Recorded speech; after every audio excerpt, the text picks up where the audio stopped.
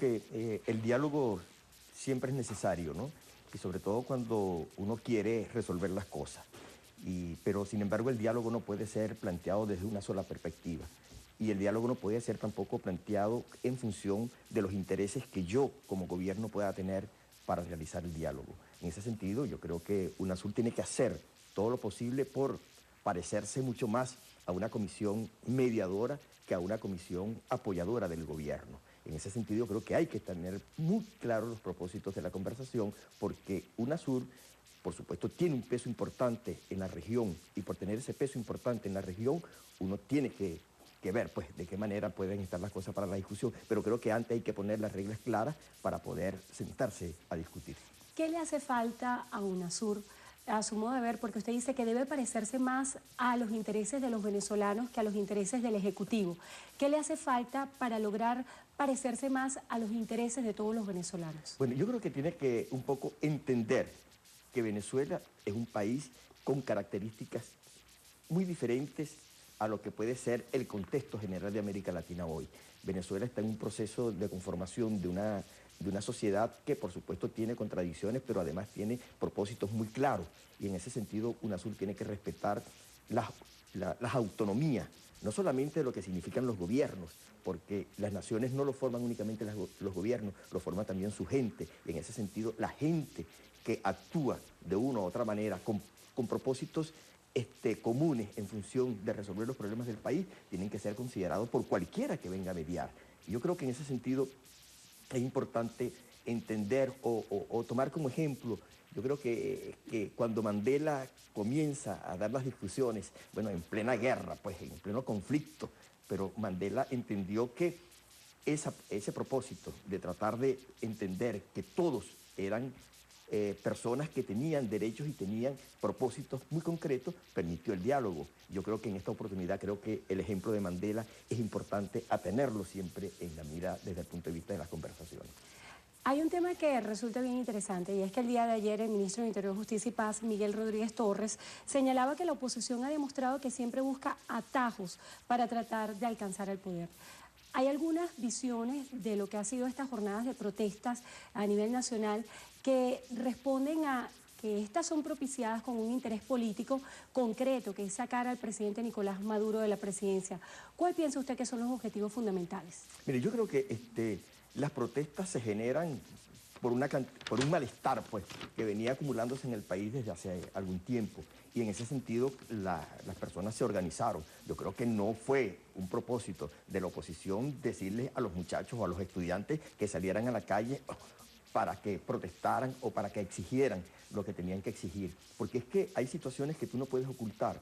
Los muertos de los fines de semana en este país por el AMPA común, eso no es normal, pero eso es una responsabilidad de quién, una responsabilidad del gobierno, de la seguridad del gobierno que tiene que tener con los venezolanos. El problema de la escasez de los alimentos es otra cosa muy importante que vive el país. Y no solamente eso, sino la inflación que se genera en el país, la más alta que se haya conocido en la historia de Venezuela, es la última que ha sido con el SICAP a 50 bolívares, de 6.4 a 50 bolívares. Eso significa que hay elementos reales del acontecer diario del venezolano que permitió ese tipo de cosas. Lo que tú tienes que canalizar esas cosas para que tengan resultados concretos. Y en ese sentido creo que el gobierno no puede pretender resolver las cosas desde su lado únicamente, con una sola visión del país o descalificando al otro. Yo creo que lo importante para el diálogo es que tú reconozcas al adversario y el adversario te reconozca a ti, porque cuando tú vas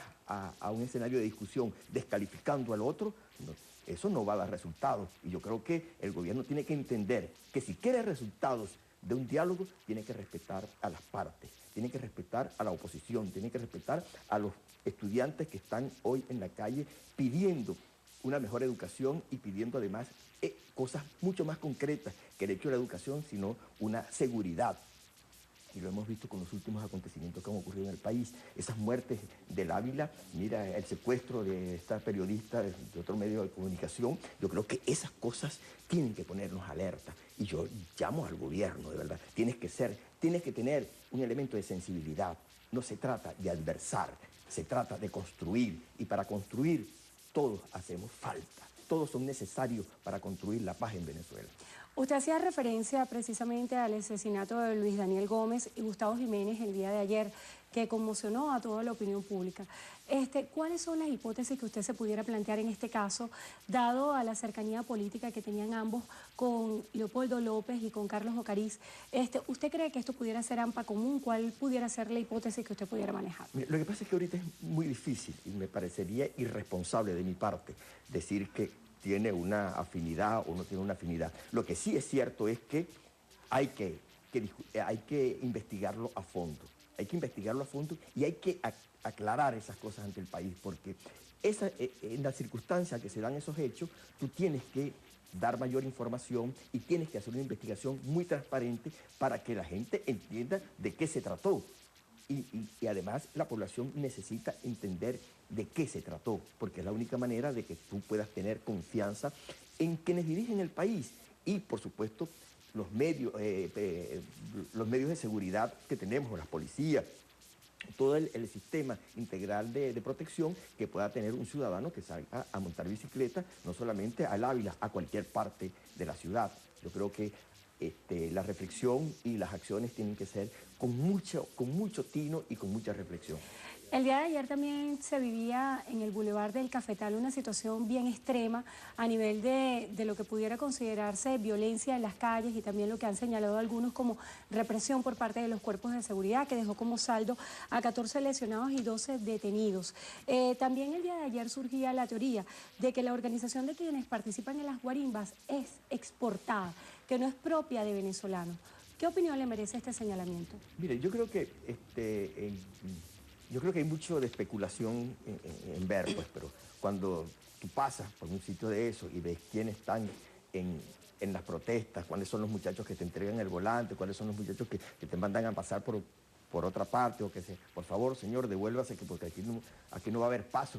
Mira, son venezolanos, yo creo que son venezolanos que están protestando, venezolanos que están descontentos y que han asumido una posición de protesta ante la incapacidad de poder ser oídos de otra manera por el gobierno. Yo creo que ahí la responsabilidad del gobierno y del Estado es mucho mayor y los cuerpos de seguridad no pueden pretender buscar chivos expiatorios en esto. Tienen que actuar con mucha inteligencia y con mucha madurez para resolver la cosa. Bueno, le damos las gracias a José Albornoz, dirigente de la oposición, por haber estado con nosotros hoy en Entrevista a Venevisión. Muchísimas gracias. Muchas gracias.